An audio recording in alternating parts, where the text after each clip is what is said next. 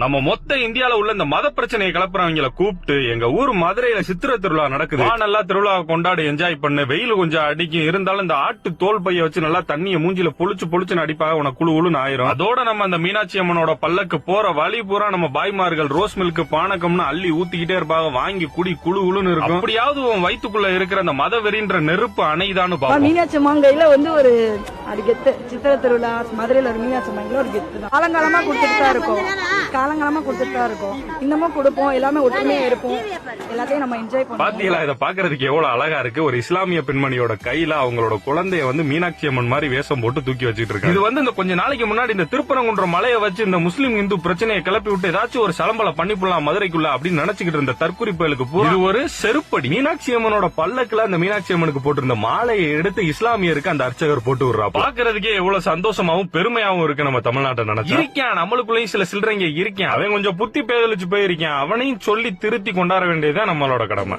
இதை விட்டுறாதீங்க, ரொம்ப ஆர்வமா இருக்கு, சந்தோஷமா இருக்கு. எந்த ஊர்ல இப்படி கிடையாது. ஐயோ மாலா, எரிச்ச தாங்க முடியலடி, பேன 12ஆம் நம்பர்ல வை.